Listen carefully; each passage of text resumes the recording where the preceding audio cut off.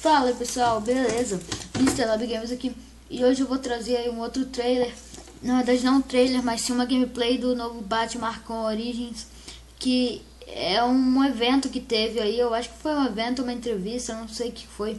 Aí tem uma gameplay aí bem interessante. Eles mostraram um novo jeito de escanear as coisas. Pra quem conhece Batman sabe, mudou umas coisas, mas não mudou muita coisa que eu entendi ali, mas deu pra ver que melhorou umas coisas, né?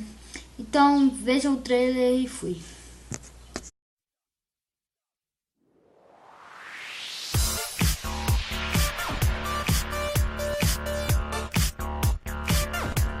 And we are back to IGN Live at E3 2013. We've seen a ton of amazing games already, but don't be sad if you missed any. Just go to e3.ign.com and we'll be linking all these segments on the live show schedule. Up now, Batman Returns. And I'm not talking about the movie from the 90s. Batman Arkham Origins has a leaner, meaner, and younger Batman, so let's see how old Brucey is shaping up. Holy Naomi, it's Ben. How you doing? Great, how are you doing? Oh my God, I'm a lot better now that you're here. I live to please. Let me tell you, I'm a huge fan of you at Rocksteady. You do a lot of great Batman games. Wait! What? Oh no, this is not Batman. I can't. That's it. I'm leaving. Batman Arkham Origins. Here you are. You're WB Games Montreal. You're stepping out on your own. You're doing this Batman. It's a prequel. Tell me all about it. Sure. So, well, first of all, to start with, you said it. WB Games Montreal. So this is not the Rocksteady take on the universe. This is Montreal's take on the Arkham universe. And clearly, you know, we recognize that we're standing on the shoulders of giants. We're inheriting one of the most beloved, you know, games in modern history as our launching point. And that's both... No pressure. No pressure, exactly. So there is pressure, of course, but it's also a great position to start from because we inherited one of the top-rated games of all time as our launching point. So all of the threefold combat system, the Predator system, the navigation, all of that great core tech is what we started from. And then, of course, we added on top of that our core gameplay innovations, the detective system, which I'm sure we'll talk about a little bit later on. Yeah, we're seeing it right here. We get to walk through the demo and talk to you. Our open world is twice the size. We've got a ton of awesome content in it. It's a really wonderful foundation to start from. And we feel like we've created a story and a game which is not just, you know, worthy of being part of the Arkham franchise, but really stands on its own 2 feet as what we hope fans will agree is a spectacular Batman story and game. So tell me, tell everybody at home how this comes to be. Yeah. Warner Brothers comes to you. Rocksteady says, we're so busy. Can someone tell the origin story? It's an interesting story, actually.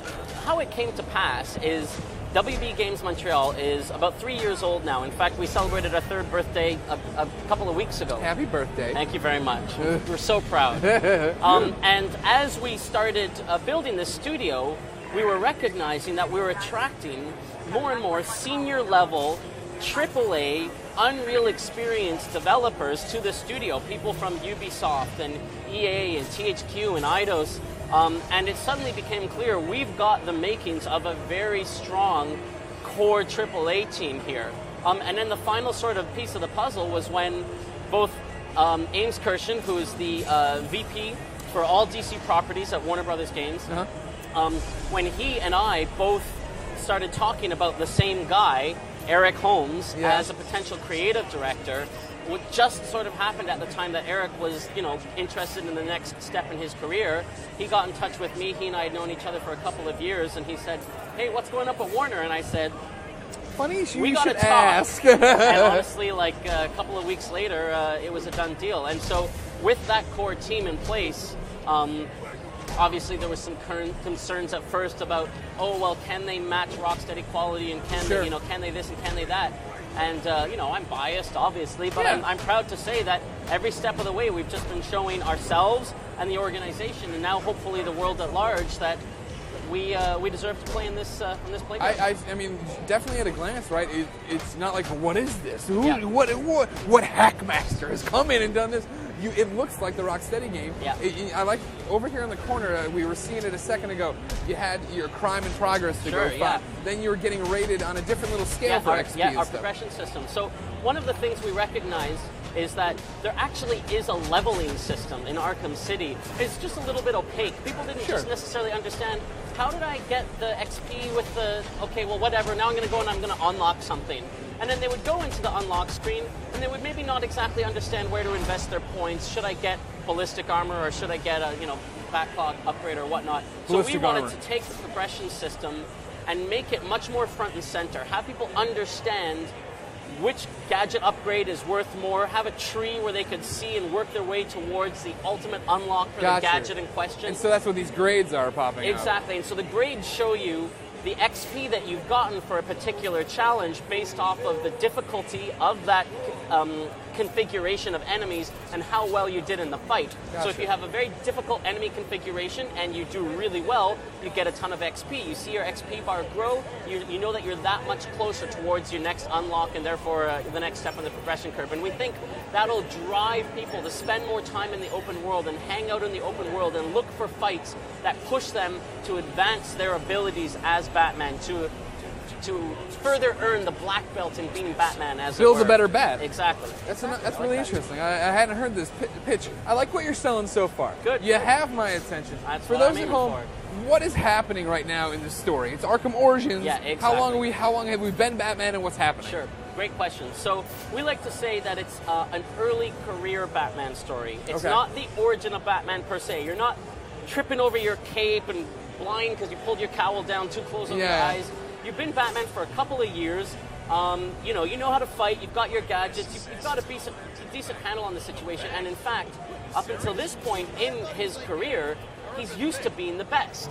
He's fighting pimps and drug lords, drug barons and that kind of thing. He's not really fighting the sort of rogues gallery that you expect of a Batman story. But that all changes on this Christmas Eve. This game takes place on Christmas Eve.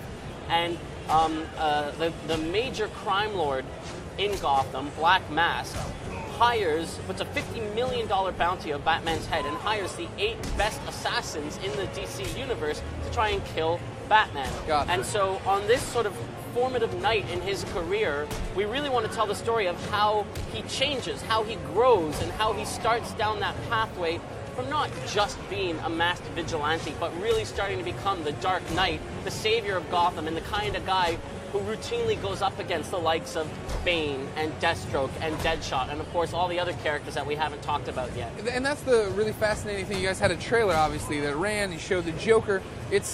You're interacting with these characters, some of them for the first time in this game, right? This is the origin story of how these relationships of those were found. relationships. That's really fascinating. Exactly. We didn't want to say, like I said, this is Batman's origin or this is Joker's origin or whatever. Because those have been told so many times, right? Exactly. But the origin of their relationship is a really interesting story for us to tell.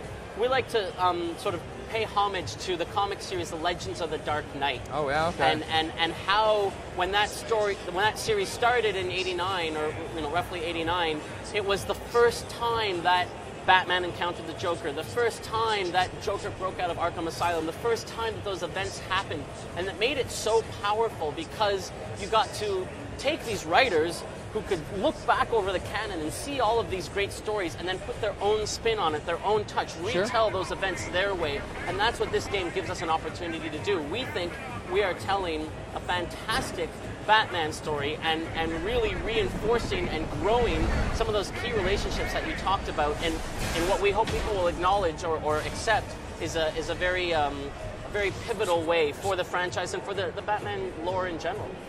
Now, you talked about that your map is X times bigger. Yeah. How many times is it? 5? It's 2 times the size, roughly speaking. So we've got 2 major islands, a North Island, North Gotham and South Gotham, and a bridge that connects the two. And you can run from the tip of the south all the way up to the tip of the north, in one big seamless flow. So, did you take what was Arkham City before it became Arkham City and was completely destroyed and built it back out to be a normal Gotham. Imagine that space before it was a prison. Right. It was a city, and before it was a city, 7 years before that, it was a very different looking city. That area over in the East End hadn't yet been flooded. The Wonder Tower wasn't necessarily complete. Some of the landmarks were a little bit different. So our take on North Gotham is a fundamentally different spin on that environment, not to mention the fact that there is that complete bridge and all of the southern island, which are 100% new as well. To switch gears completely, this is the new detective mode you were talking about? Yes, good timing, good question. So I mentioned earlier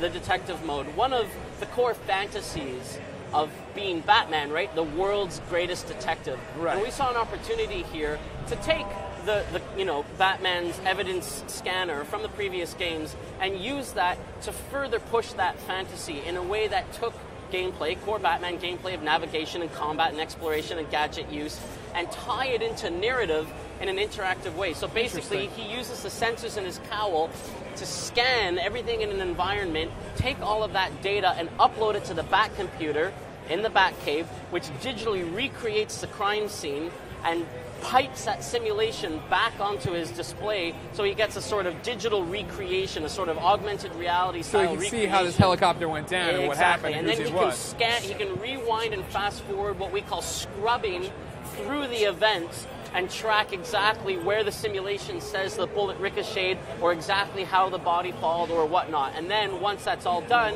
boom, eureka, he can put his finger on it, figure out who's the culprit, who committed the crime, and then set out in the world to find that individual and bring them to justice. Now, you're showing a game here to the internet. Internet's full of a lot of haters. Haters really? are gonna. Yeah, I know. It's hard to believe. You don't read the comments. It's fine. I can't believe that could possibly be the case. I know. It's tough. But for people who would want to hate on you, what would it be that why would Batman have this when he starts, but not when he's Batman down the line at the time? Continuity in comics so important. Well, listen. Here's our take. First and foremost, awesome gameplay. We are not going to be beholden to a chronology that's going to that's going to cripple or otherwise limit our ability to make an awesome gameplay experience. There's no one who's ever suggested that Arkham Asylum or Arkham City takes place in a specific timeline in the real world. Oh, it's 2014 or it's 2017. Right. What matters is that we have that sort of parachronistic style where the city looks a little run down, a little bit old, a little bit older fashioned, as it were, and yet layered on top of that is the fantastic gadgetry and the fantastic technology of the world of Batman. But in particular, if people are saying, well, why didn't he have this ability in Arkham Asylum? Why didn't he have this ability in Arkham City? And they really wanted an answer tied into the narrative. To that, I would answer the following. It's definitely accepted within the Batman canon that he does not always take the same gadgetry or the same tools or the same functionality with him when he goes out into the world, right? Right. Sometimes he's got to go back to the Batcave and swap out his gadgets. Sometimes he leaves a specific tool at home because he's going to solve a problem this way or he's going to solve a problem that way.